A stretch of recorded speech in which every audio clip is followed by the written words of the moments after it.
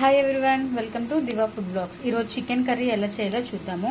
Chicken curries చాలా types ఉన్నాయి. So అందులో ఒక టైప్ అనేది మనం ఇప్పుడు ట్రై చేద్దాం.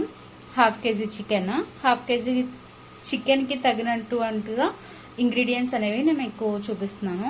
నేను 3 మీడియం సైజ్ ఆనియన్స్ తీసుకున్నాను అండ్ 2 చిల్లీస్, 1 మీడియం సైజ్, ఒక పెద్ద సైజ్ అయితే మీకు ఒక టమాటో సరిపోతుంది, లేదు మీడియం సైజ్ అయితే ఒక 1.5 టమాటో సరిపోతుంది.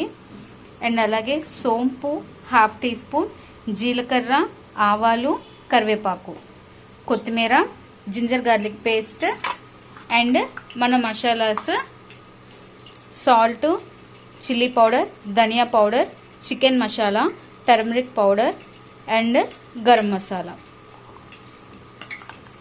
ఆల్రెడీ నేను ఒక 3 స్పూన్స్ ఆఫ్ ఆయిల్ వేసి హీట్ చేసుకున్నాను. దీంట్లో ఇప్పుడు మన ఫస్ట్ ఇంగ్రీడియంట్స్ అయిన తాలింపు, అదే ఆవాలు, జీలకర్ర, కరివేపాకు, సోంపు వేసుకోవాలి. ఇది జస్ట్ ఒక 2 మినిట్స్ ఫ్రై అయిన వెంటనే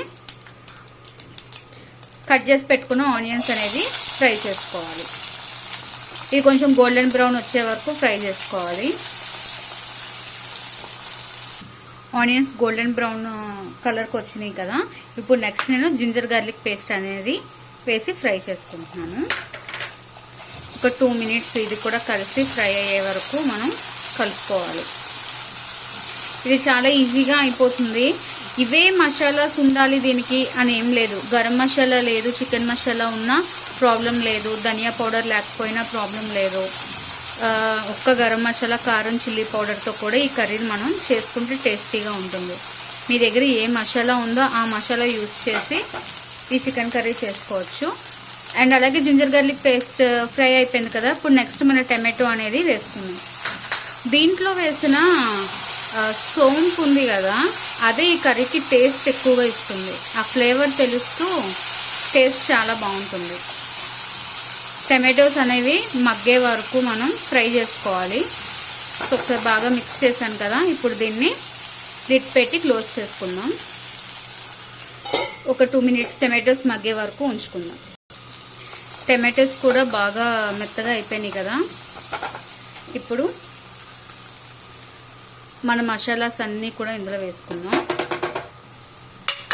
దీన్ని ఒక 2 మినిట్స్ మంచిగా ఫ్రై అవనిద్దాం.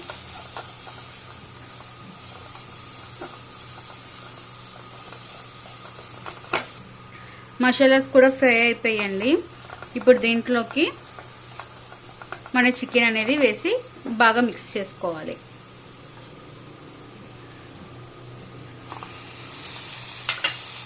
దీన్ని బాగా మిక్స్ చేసుకోవాలి.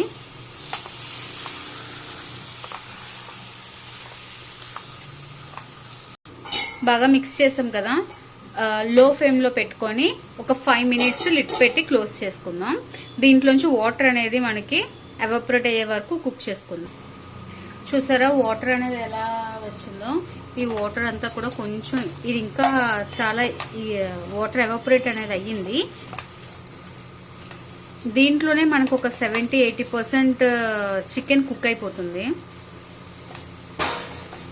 సో ఇప్పుడు మనం దీంట్లో కొంచెం వాటర్ అనేది యాడ్ చేసుకుందాం.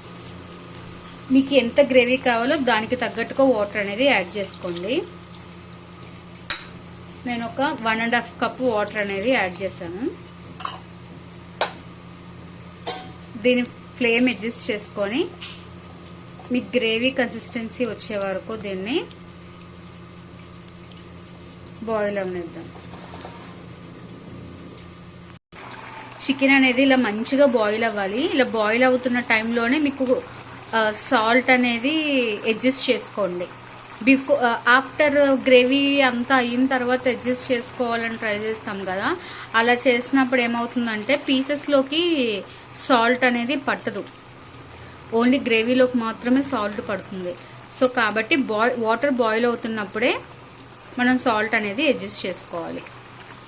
నాకు ఈ మాత్రం గ్రేవీ అనేది కావాలి రైస్లోకి, ఈ కర్రీ రైస్లోకి, బగారా రైస్లోకి అండ్ కోకోనట్ రైస్లోకి, పలావ్లోకి, అన్నిటిలోకి చాలా చాలా బాగుంటుంది ఈ గ్రేవీ అనేది. ఇప్పుడు ఫైనల్గా మనం కొత్తిమీర అనేది వేసేసుకుందాం.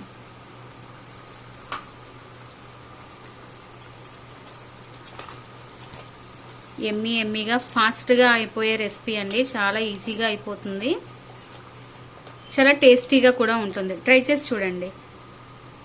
Thanks for watching. Please do like, share, subscribe my channel.